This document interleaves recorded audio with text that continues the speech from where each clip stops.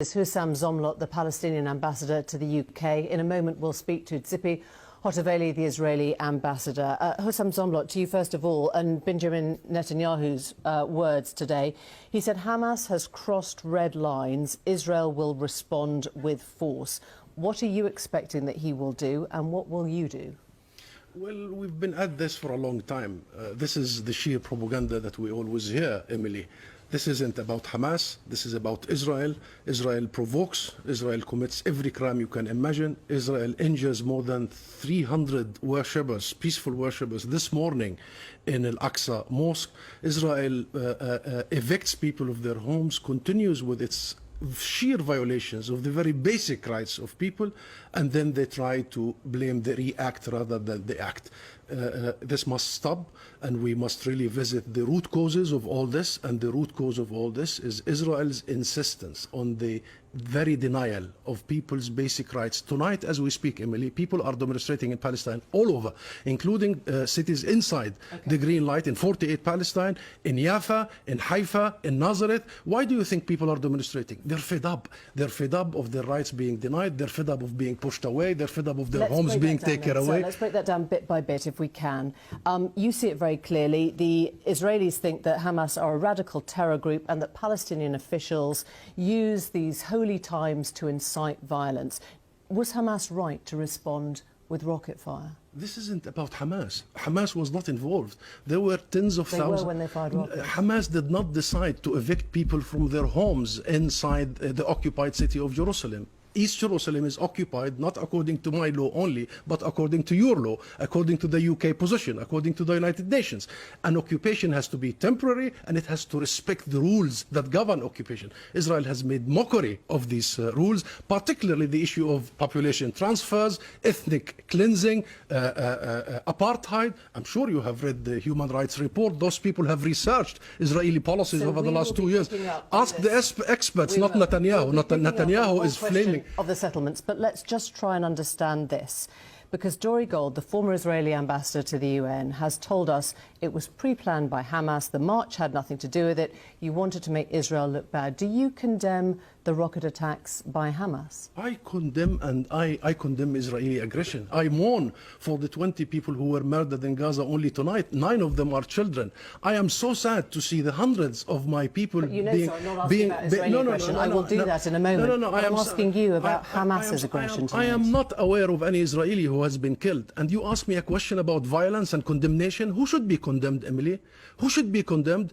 Did you see the images of the 9 children being dissipated in Gaza tonight? Who should be condemned? And then the UK Foreign Secretary is quick to condemn Hamas and never to condemn the Israeli atrocities on a daily basis. We are sick and tired of the double standards, and we have to call it right this time. Call a spade a spade. Is it the Western governments? Is it?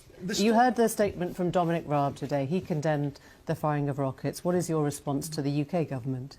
Always the story begins when Palestinian reaction happens, as if it started with Hamas. Look at your question. Your question is about Hamas, rockets. But that's because I'm talking to you. No, Emily. I have done many interviews. It starts with the Palestinian reaction, with the symptom of the illness. It never visits the illness. The illness is that this state, Israel, the occupying state, has been applying draconian measures against our people in every sense, depriving them the right to move, the right to own their property, the right to work, the right to vote in a free elections, including in East Jerusalem, every right you can imagine, and not only, by the way, inside the occupied territories, but even inside Israel itself. There is a Knesset law that has deprived our people inside Israel their basic rights of having self-determination. This whole system has been built. Endemic in it is the racism, endemic in it is the vulgar ultra-nationalism. That's why you get people trying to defend their dignity. And that's why, if you see the images, don't listen to me, look at the footage. People were praying. And by the way, put aside the Aqsa Mosque, one sentence. Put aside the Aqsa Mosque. Only last week, it was the Holy Fire, Easter, and the Israeli authorities prevented Palestinian Christians because you're not debating, I'm going to put to you from praying. So this isn't about Muslims. This is about Palestinians. This is about Israel insisting that we are second-class, not even citizens.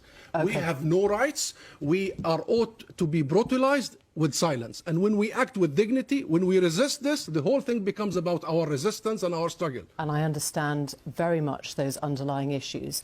Let me ask you specifically about the Al-Aqsa Mosque, because that's not something that you will debate tonight for obvious reasons.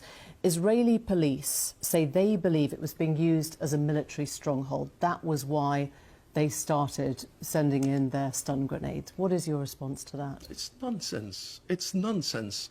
My response to that is ask the Red Cross, ask all the international observers there. People were going in the holiest of months, that is Ramadan, in the holiest night of Ramadan, Laylat al-Qadr, they were there to pray. If you look at the images, the Israeli soldiers stormed Al-Aqsa Mosque while they were praying, while they were kneeling, and started throwing all the gas and stun grenades and what have you, brutalizing people. Look at the numbers, look at the hundreds who have been injured. And therefore this whole propaganda should not work. Israel is deliberately trying to flare the situation, especially politicians, right-wing extreme politicians, to dodge criminal charges that is Netanyahu facing, and to feed the populism in Israel right now and the right-wing extremists. Thank you very much indeed.